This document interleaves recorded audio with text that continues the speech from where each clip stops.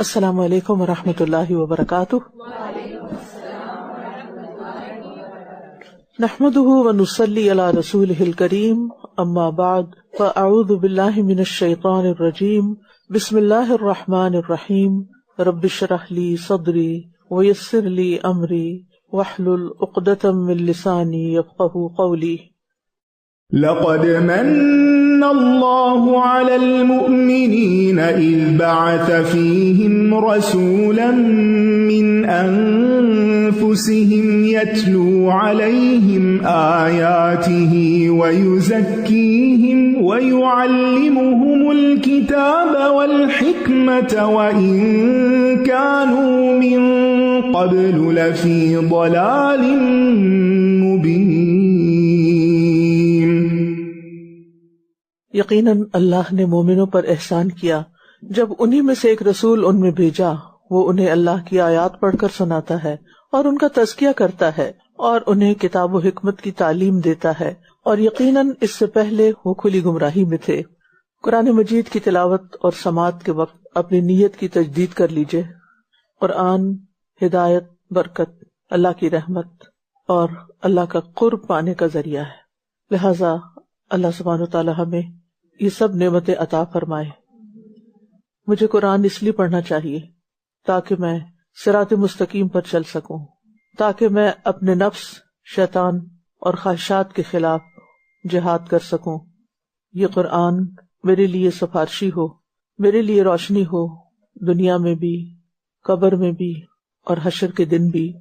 اللہ سبحانہ تعالیٰ سے دعا ہے کہ اللہ تعالیٰ اس قرآن کو میرے لیے شفا کا ذریعہ بنائے، میری جسمانی، روحانی، اخلاقی ہر طرح کی بیماریوں کی شفا۔ اللہ سبحانہ تعالیٰ ہمارے غموں، دکھوں اور تمام پریشانیوں کو دور فرمائے۔ آج ہم آغاز کریں گے سورۃ المائدہ کی آیت نمبر 6 سے۔ یا ایھا الذین آمنوا اذا قمتم الى الصلاة فاغسلوا وجوهكم وأيديكم إلى المرافق وامسحوا برؤوسكم وأرجلكم إلى الكعبين وإن كنتم جنبا فاطهروا وإن كنتم مرضى أو على سفر أو جاء أحد منكم من الغائط أو لامستم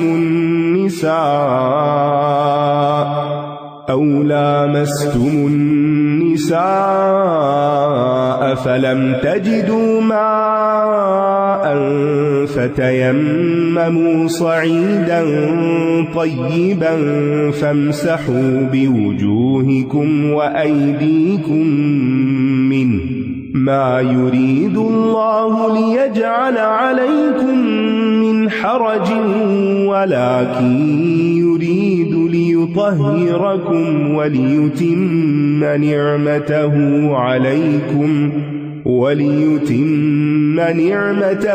عليكم لعلكم تشكرون۔ واذكروا نعمة الله عليكم وميثاقه الذي واثقكم به إذ قلتم سمعنا وأطعنا واتقوا الله إن الله عليم بذات الصدور۔ يا أيها الذين آمنوا كونوا قوامين لله شهداء بالقسط ولا يجرمنكم شنآن قوم على ألا تعدلوا اعدلوا هو أقرب للتقوى واتقوا الله إن الله خبير بما تعملون۔ وعد الله الذين آمنوا وعملوا الصالحات لهم لهم مغفرة وأجر عظيم والذين كفروا وكذبوا بآياتنا أولئك أصحاب الجحيم يا أيها الذين آمنوا اذكروا نعمة الله عليكم إذ هم قوم أن يبسطوا إليكم أيديهم فكف أيديهم عنكم واتقوا الله وعلى الله فليتوكل المؤمنون۔ اے لوگو جو ایمان لائے ہو، جب تم نماز کے لیے کھڑے ہو تو اپنے چہروں اور اپنے ہاتھوں کو کوہنیوں تک دھو لو اور اپنے سروں کا مسح کر لو اور اپنے پاؤں کو ٹخنوں تک دھو لو، اور اگر تم حالت جنابت میں ہو تو غسل کر کے خوب پاک ہو جاؤ، اور اگر تم بیمار ہو یا کسی سفر پر یا تم میں سے کوئی قضائے حاجت سے واپس آیا ہو یا تم نے عورتوں سے ملاپ کیا ہو، پھر تم پانی نہ پاؤ تو پاک مٹی سے تیمم کر لو، بس اس سے اپنے چہروں اور اپنے ہاتھوں کا مسح کرو۔ اللہ تم پر کوئی تنگی نہیں کرنا چاہتا، لیکن وہ چاہتا ہے کہ تمہیں پاک کر دے اور تم پر اپنی نعمت تمام کر دے تاکہ تم شکر ادا کرو۔ یہاں ایمان والوں سے خطاب ہے کہ نماز سے پہلے اگر وضو نہیں تو وضو کر لو۔ وضو کرنا فرض ہے، نماز کے لیے فرض کا درجہ رکھتا ہے، اور ویسے اگر انسان پاک صاف رہنا چاہے جو کہ اللہ تعالیٰ کو پسند ہے تو وضو سے رہنا مستحب ہے، پسندیدہ ہے۔ اور یہاں پر وضو کا طریقہ بتا دیا گیا، اس کے فرائض بتا دیے گئے کہ اپنے چہروں کو دھو، ہاتھوں کو کوہنیوں تک انکلوڈنگ کوہنی، اور سروں کا مسح اور پاؤں کو ٹخنوں سمیت دھونا۔ گردن کا مسح جو ہے وہ سنت سے ثابت نہیں، اسے سنت سمجھ کر کرنا بدعت ہوگا۔ اور وضو میں ترتیب سے آزاد ہونے چاہیے۔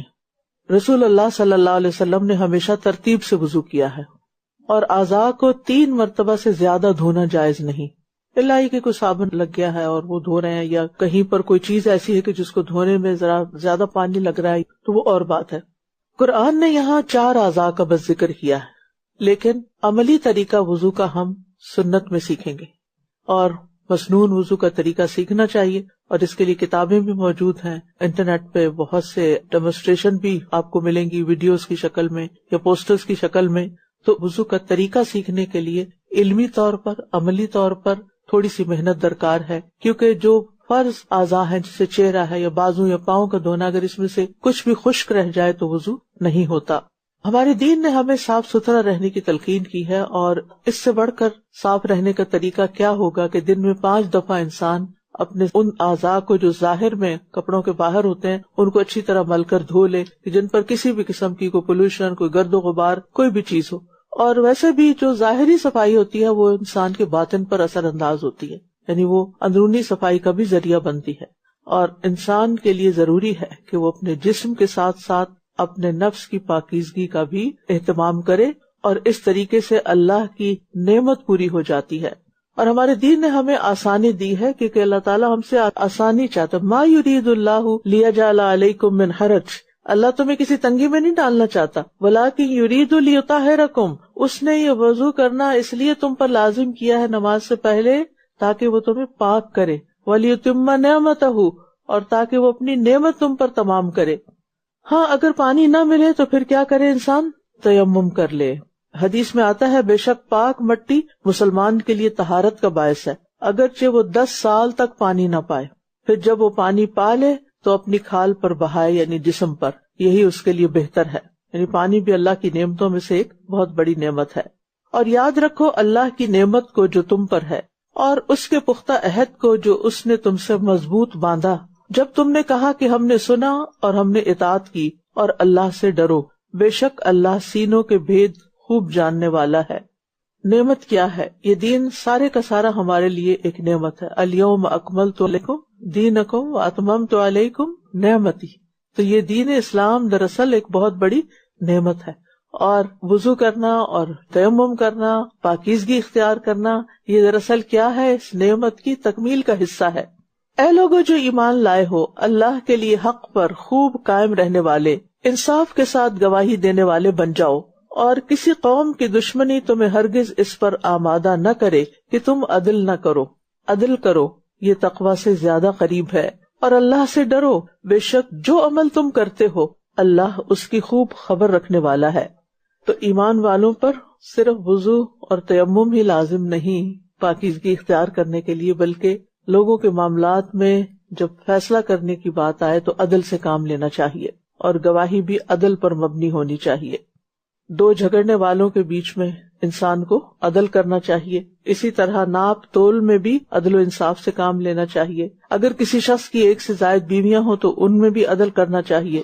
اپنی اولاد کے درمیان عدل کرنا چاہیے، اور اسی طرح تمام انسانوں کے درمیان، یعنی جہاں بھی موقع اور ضرورت ہو عدل و انصاف سے کام لینا چاہیے، کیونکہ عدل کرنا، انصاف کرنا تقوی کی علامت ہے۔ یعنی کوئی شخص ظلم کے ساتھ متقی نہیں کہلا سکتا۔ انصاف کرنے والا شخص جو ہوتا ہے اس کے ساتھ اللہ کی مدد ہوتی ہے، اور ظالم بظاہر طاقتور نظر آتا ہے لیکن کمزور ہو جاتا ہے۔ وہ لوگ جو ایمان لائے اور انہوں نے نیک عمل کیے، اللہ نے ان سے مغفرت اور اجر عظیم کا وعدہ کر رکھا ہے۔ دو طرح کے اعمال اور دو طرح کا وعدہ۔ ایمان لاؤ، نیک عمل کرو، ملے گا کیا؟ مغفرت اور اجر عظیم۔ اور وہ لوگ جنہوں نے کفر کیا اور ہماری آیات کو جھٹلایا، یہی لوگ جہنم کے ساتھی ہیں۔ اے لوگو جو ایمان لائے ہو، یاد رکھو اللہ کی نعمت کو جو تم پر ہے۔ جب ایک قوم نے ارادہ کیا تھا کہ وہ تمہاری طرف اپنے ہاتھ بڑھائے تو اس نے ان کے ہاتھ تم سے روک دیے، یعنی وہ تمہیں کوئی نقصان نہ پہنچا سکے۔ اور اللہ سے ڈرو، اور ایمان والوں کو اللہ ہی پر توکل کرنا چاہیے، کیونکہ توکل کرنے والا کبھی بھی نقصان نہیں اٹھاتا، یعنی کسی بھی معاملے میں، اور ہر معاملے میں ہی توکل کرنا پڑتا ہے۔ مثلا صدقہ و خیرات آپ نے کرنا ہو تو اگر آپ کا توکل زیادہ ہوگا تو صدقہ خیرات زیادہ ہوگا۔ اسی طرح اگر آپ کوئی تجارت کرنا چاہتے ہیں، بزنس کرنا چاہتے ہیں، تو توکل کے بغیر آگے نہیں بڑھ سکتے، وہیں رکے رہیں گے، کیونکہ رسک لینا پڑتا ہے نا، اونچا جانے کے لیے رسک لینا پڑتا ہے۔ تو پھر ہر رسک لیتے ہوئے اللہ پہ بھروسہ ہوگا تو وہ رسک لے سکیں گے۔ اسی طرح اگر آپ کسی کو اپنا کوئی راز دے رہے ہیں کسی ضروری کام کی وجہ سے، تو اللہ پہ بھروسہ کرنا پڑے گا تاکہ وہ آپ کے خلاف حجت نہ بنے۔ اسی طرح باقی تمام چیزیں، یعنی آپ زندگی کے ہر قدم پر دیکھیں کہ آپ کوئی قدم اٹھا نہیں سکتے اور سکون سے نہیں اٹھا سکتے، اٹھاتے تو رہتے ہیں لیکن آپ کے اندر اطمینان قلب آ نہیں سکتا جب تک کہ توکل مضبوط نہ ہو۔ وَلَقَدْ أَخَذَ اللَّهُ مِيثَاقَ بَنِي إِسْرَائِيلَ وَبَعَثْنَا مِنْهُمُ 12 نَقِيبًا وَقَالَ اللَّهُ إِنِّي مَعَكُمْ لَئِنْ أَقَمْتُمُ الصَّلَاةَ وَآتَيْتُمُ الزَّكَاةَ وَآمَنْتُمْ بِرُسُلِي وَعَزَّرْتُمُوهُمْ وَأَقْرَضْتُمُ اللَّهَ قَرْضًا حَسَنًا لَأُكَفِّرَنَّ عَنْكُمْ سَيِّئَاتِكُمْ وَلَأُدْخِلَنَّكُمْ جَنَّاتٍ تَجْرِي مِنْ تَحْتِهَا الْأَنْهَارُ فَمَنْ كَفَرَ بَعْدَ ذَلِكَ مِنْكُمْ فَقَدْ ضَلَّ سَوَاءَ السَّبِيلِ فَبِمَا نَقْضِهِمْ مِيثَاقَهُمْ لَعَنَّاهُمْ وَجَعَلْنَا قُلُوبَهُمْ قَاسِيَةً يُحَرِّفُونَ الْكَلِمَ عَن مَّوَاضِعِهِ وَنَسُوا حَظًّا مِّمَّا ذُكِّرُوا بِهِ وَلَا تَزَالُ تَطَّلِعُ عَلَى خَائِنَةٍ مِّنْهُمْ إِلَّا قَلِيلًا مِّنْهُمْ فَاعْفُ عَنْهُمْ وَاصْفَحْ إِنَّ اللَّهَ يُحِبُّ الْمُحْسِنِينَ ومن الذين قالوا إنا نصارى أخذنا ميثاقهم فنسوا حظا مما ذكروا به فأغرينا بينهم العداوة والبغضاء إلى يوم القيامة وسوف ينبئهم الله بما كانوا يصنعون. يا أهل الكتاب قد جاءكم رسولنا يبين لكم كثيرا مما كنتم تخفون من الكتاب ويعفو عن كثير. قد جاءكم من الله نور وكتاب مبين يهدي به الله من اتبع رضوانه سبل السلام ويخرجهم من الظلمات إلى النور بإذنه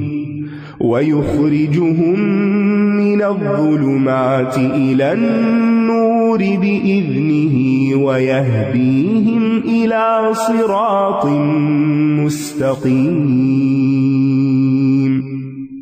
لقد كفر الذين قالوا إن الله هو المسيح ابن مريم قل فمن يملك من الله شيئا إن أراد أن يهلك المسيح ابن مريم وأمه ومن في الأرض جميعا ولله ملك السماوات والأرض وما بينهما يخلق ما يشاء والله على كل شيء قدير.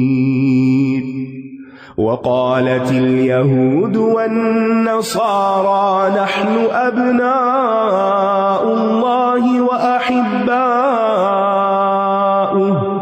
قل فلم يعذبكم بذنوبكم بل أنتم بشر من خلق يغفر لمن يشاء ويعذب من يشاء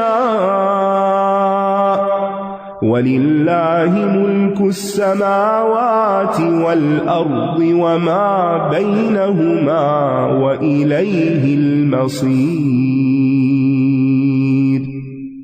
يا أهل الكتاب قد جاءكم رسولنا يبين لكم على فترة من الرسل أن تقولوا ما جاءنا من بشير ولا نذير فقد جاءكم بشير ونذير والله على كل شيء قدير.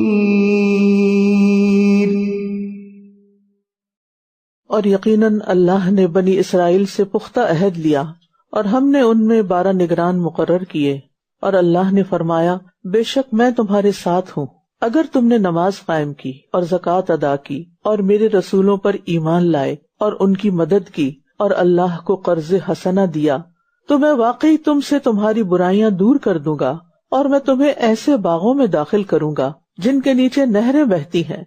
फिर तुम में से जिसने इसके बाद कुफ्र किया तो यकीनन वो सीधे रास्ते से भटक गया। अल्लाह सुब्हानहू तआला ने बनी इसराइल के अंदर 12 नकीब मुकर्रर किए और उनको एक तरह से ऑर्गेनाइज किया। नकीब कहते हैं निगरानी करने वाले को। और फिर उन्हें कुछ कामों का हुक्म दिया और उनसे कुछ वादे किए कि मैं तुम्हारे साथ हूँ, मैं तुम्हारी मदद करूंगा, लेकिन मेरी मदद के लिए कुछ शराइत हैं और वो शराइत बता दी गई। अगरचे बात बनी इसराइल की हो रही है, लेकिन हम सब के लिए भी इसमें एक बहुत बड़ा सबक है کہ اگر ہم چاہتے ہیں کہ ہماری زندگی میں اللہ سبحانہ تعالیٰ کی مدد شامل حال ہو اور ہمارے امور درست ہو جائیں، دنیا کے بھی اور آخرت کے، تو obviously دنیا کا نتیجہ ہے، تو پھر یہ کام کرنے ہوں گے جن میں فرائض کی ادائیگی ہے، نماز اور زکوٰۃ کی، اور پھر رسولوں پر ایمان لانے کی بات ہے اور ان کو سپورٹ کرنے کی. یعنی رسول کس کام کے لیے آتے ہیں دنیا میں؟ اللہ کا پیغام پہنچانے کے لیے. تو رسولوں کے بعد جو لوگ ان کے پیروکار ہوتے ہیں اور اللہ کا پیغام پہنچاتے ہیں تو ان کی مدد بھی لازم ہوتی ہے. اور پھر اللہ کو قرض حسنہ دیا، یعنی اس میں ایک زکوٰۃ کا ذکر الگ ہے اور قرض حسنہ کا الگ ہے. گویا قرض حسنہ وہ قرض ہے کہ جو اللہ کے دین کی خاطر آپ خرچ کرتے ہیں، اللہ کے دین کے مشن کو آگے بڑھانے کے لیے. تو جو شخص اس کاز کے لیے خرچ کرتا ہے اللہ تعالیٰ اس کا ریوارڈ واپس لوٹائے گا کئی گنا بڑھا کر. اور پھر اس کے ساتھ ہی لَأُكَفِّرَنَّ عَنْكُمْ سَيِّئَاتِكُمْ، تمہاری برائیاں تم سے دور کر دوں گا، یعنی تمہارے برے اخلاق تم سے دور ہو جائیں گے. یعنی صدقہ کرنے سے نہ صرف یہ کہ اجر و ثواب ملتا ہے بلکہ انسان کے دل کے اندر بھی وسعت آتی ہے. ایک صدقہ انسان صرف اپنی کسی ذاتی مصیبت کو ٹالنے کے لیے کرتا ہے، اور ایک صدقہ وہ کرتا ہے جس میں وہ اللہ کے دین کی خدمت اور مدد کے لیے کرتا ہے. تو ایسا صدقہ جو ہے اس کا اجر و ثواب کہیں زیادہ ہے، اور اس کے نتیجے میں انسان کے اندر بہت وسعت قلبی بھی آتی ہے، انسان کی سوچ مثبت ہوتی ہے، اس کا ذہن برائیوں کی طرف منتقل نہیں ہوتا، وہ برائیوں سے بچتا رہتا ہے، برائیاں اس سے دور رہتی ہیں. اور دوسرا معنی یہ کہ اگر اس سے کچھ برائیاں سرزد ہو جائیں تو اس کی نیکیاں اتنی ہوتی ہیں کہ برائیاں ان کے نیچے دب جاتی ہیں. یعنی جب انسان اللہ کی خاطر دیتا ہے، اپنا وقت دیتا ہے، اپنا مال دیتا ہے، اپنی صلاحیتیں دیتا ہے، اور اس کے ساتھ اس کی زندگی میں اس سے کچھ گناہ بھی ہو جاتے ہیں، تو اس کی نیکیاں اتنی ہوتی ہیں کہ برائیاں اس سے دور کر دی جاتی ہیں، یعنی ان کی سزا ان سے دور کر دی جاتی ہے.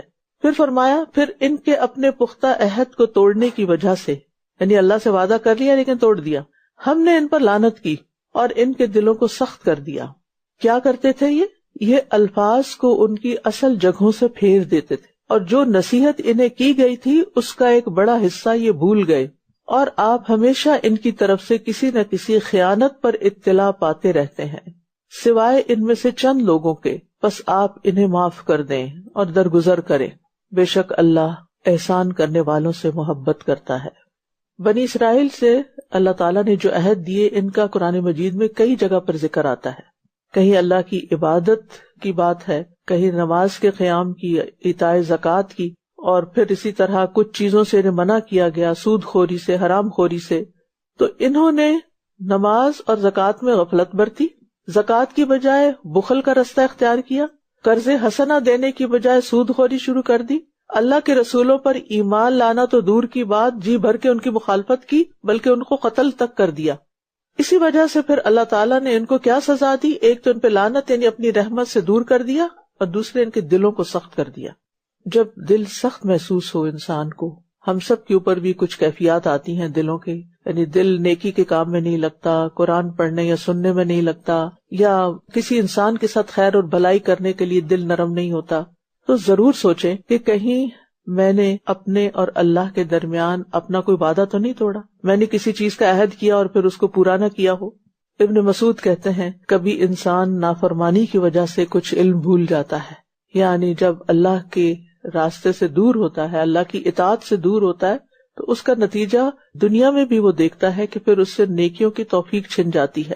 اور ان لوگوں میں سے جنہوں نے کہا کہ ہم نصرانی ہیں، ہم نے ان سے پختہ عہد لیا، تو جو نصیحت وہ کیے گئے تھے اس کا ایک بڑا حصہ وہ بھول گئے، تو ہم نے قیامت کے دن تک ان کے درمیان عداوت اور بغض ڈال دیا، اور عنقریب اللہ انہیں اس کی خبر دے گا جو وہ کیا کرتے تھے.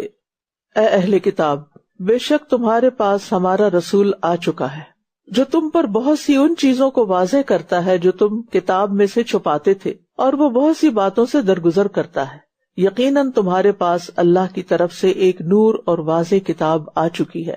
تو آپ دیکھیں بنی اسرائیل یعنی یہود سے عہد لینے کے بعد خاص نصارہ سے بھی، یعنی نصارہ جو تھے اصلاً تو بنی اسرائیل میں سے ہی تھے، یعنی اہل کتاب میں سے ہی تھے، لیکن ان سے الگ طور پر بھی عہد لیا گیا، لیکن انہوں نے بھی کتاب کی تعلیمات کو بھلا دیا. اس کے نتیجے میں اللہ نے ان کے درمیان باہم آپس میں مخالفت، عداوت اور بغض ڈال دیا، اور بے شمار فرقوں میں بٹ گئے. جب نبی صلی اللہ علیہ وسلم تشریف لائے تو پھر بجائے اس کے کہ وہ ان پر ایمان لاتے، لیکن ان کا بھی انکار کر دیا. تو نبی صلی اللہ علیہ وسلم کو کیا حکم دیا گیا کہ اہل کتاب کے ساتھ کیا معاملہ کریں؟ ان کو معاف کر دیں، واعفو واصفحوا، ان سے درگزر کریں، اور پھر یعنی اللہ سے مدد مانگیں. تو بات یہ ہے کہ جب انسان پر کوئی آزمائش آئے، کوئی تکلیف آئے، اور خاص طور پر اللہ کے راستے میں، تو انسان کو قرآن اور نماز سے نور حاصل کرنا چاہیے، مدد لینی چاہیے. نور و کتاب مبین، نماز کے بارے میں آتا ہے الصلاۃ نور، اور قرآن تو بذات خود ہی نور ہے. آپ یہ دو نسخے آزما کر دیکھیے. جب بھی دل بھاری ہو، جب بھی غم کی کیفیت ہو، کسی چیز میں دل نہ لگتا ہو، تو ایک تو نماز پڑھنا شروع کریں، اچھے سے وضو کریں ٹھنڈے پانی سے، اور اس کے بعد یکسوئی کے ساتھ نماز پڑھیں اور سجدے میں روئیں اور دعا کریں. اور خاص طور پر یہ دعا، اللہم اہد قلبی، اللہ میرے دل کو ہدایت دے دے، میرا دل ٹھیک کر دے. وسدد لسانی واسلل سقیمۃ صدری، میرے دل کا میل کچال باہر نکال دے جو بھی اس میں تکلیف ہے. اور دوسرے انسان قرآن کی تلاوت شروع کر دے. اگر پڑھا نہیں جا رہا تو سننا شروع کر دے، تو قرآن شفا ہے. اس کے ذریعے سے اللہ ان لوگوں کی جو اس کی رضامندی کے طلبگار ہیں سلامتی کے راستوں کی طرف رہنمائی کرتا ہے. قرآن سے آپ کو جواب بھی مل جاتا ہے، اور اپنے اذن سے انہیں اندھیروں سے نکال کر روشنی کی طرف لاتا ہے اور سیدھے رستے کی طرف ان کی رہنمائی کرتا ہے.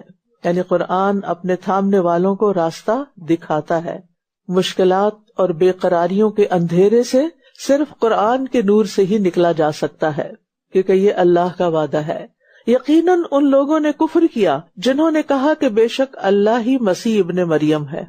کہہ دیجئے تو کون اللہ کے آگے کسی چیز کا اختیار رکھتا ہے اگر اس نے ارادہ کر لیا کہ وہ مسیح ابن مریم کو اور اس کی ماں کو اور جو بھی زمین میں ہے سب کو ہلاک کر دے. اور اللہ ہی کے لیے ہے آسمانوں اور زمین کی بادشاہت اور جو کچھ ان دونوں کے درمیان ہے.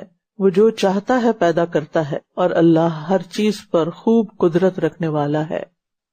نصارہ کے جتنے بھی فرقے ہیں وہ سب کے سب عیسیٰ علیہ السلام کو خدا ماننے کے قائل ہیں. پرانے زمانے میں یہ صرف نصرانیوں کے ایک فرقے یعقوبیہ کا عقیدہ تھا، مگر اس زمانے میں جو تین بڑے فرقے ہیں جیسے پروٹیسٹنٹ، کیتھولک اور آرتھوڈاکس، یہ سب تثلیث کے قائل ہیں، ٹرینٹی کے.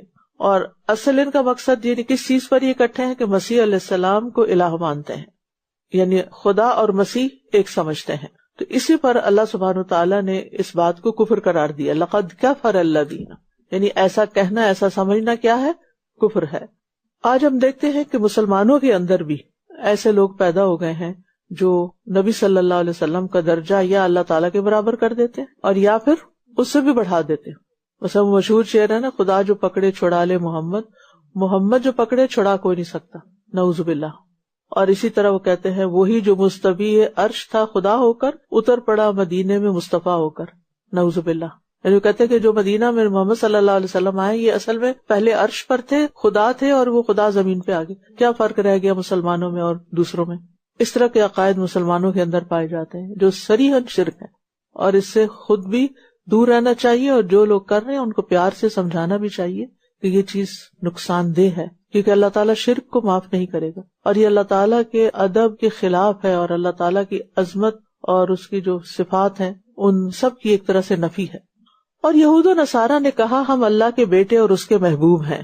کہہ دیجئے پھر کیوں وہ تمہیں تمہارے گناہوں کی وجہ سے عذاب دیتا ہے، بلکہ تم اس کی مخلوق میں سے ایک انسان ہو جنہیں اس نے پیدا کیا. وہ جسے چاہے گا بخش دے گا اور جسے چاہے گا عذاب دے گا، اور اللہ ہی کے لیے ہے آسمانوں اور زمین کی بادشاہت اور جو کچھ ان دونوں کے درمیان ہے، اور اسی کی طرف لوٹنا ہے، واپس بھی وہیں جانا ہے. اب دیکھیے کہ جتنے بھی مختلف طرح کے شبہات، خیالات، عقائد دنیا میں پائے جاتے ہیں، ان سب کی اصلاح صرف قرآن کرتا ہے، کیونکہ قرآن اللہ کا کلام ہے، حق پر مبنی ہے. جو بات اس میں کہہ دی گئی ہے وہی اصل بات ہے. اس لیے ہم سب کو اپنے خیالات، نظریات، عقائد کو قرآن پر پیش کرنا چاہیے. جو اس کے مطابق ہو وہ رکھ لیں اور جو اس کے خلاف ہو ان کو چھوڑ دیں. اے اہل کتاب، یقیناً تمہارے پاس رسولوں کی آمد کے ایک وقفے کے بعد ہمارا رسول آ گیا جو تمہارے لیے حق واضح کرتا ہے، تاکہ تم یہ نہ کہو کہ ہمارے پاس کوئی خوشخبری دینے والا اور خبردار کرنے والا نہیں آیا. تو یقیناً تمہارے پاس ایک خوشخبری دینے والا اور خبردار کرنے والا آ چکا ہے، اور اللہ ہر چیز پر خوب قدرت رکھنے والا ہے. عیسیٰ علیہ السلام اور نبی صلی اللہ علیہ وسلم کے درمیان کوئی نبی نہیں آیا، اور پھر ایک وقفے کے بعد یعنی کچھ 100 سال کے بعد نبی صلی اللہ علیہ وسلم تشریف لائے. اور اس کی ضرورت اس لیے بھی تھی کہ پچھلی کتابوں میں جو تبدیلیاں ہو چکی ہیں اور دین کی شکل بگاڑ دی گئی تھی، تو دین کو اپنی اصل شکل میں لوگوں کے سامنے پیش کیا جائے۔ پچھلی کتابوں کی حفاظت ان کے علماء کے ذمے کی گئی تھی، قرآن کی حفاظت کا ذمہ اللہ نے خود لیا اور رہتی دنیا تک کے لوگوں کے لیے ہدایت کے پیغام کو محفوظ کر دیا۔ لہٰذا جو بھی ہدایت چاہتا ہو اسے کیا کرنا چاہیے؟ اس کتاب کی طرف رجوع کرنا چاہیے۔ اور پھر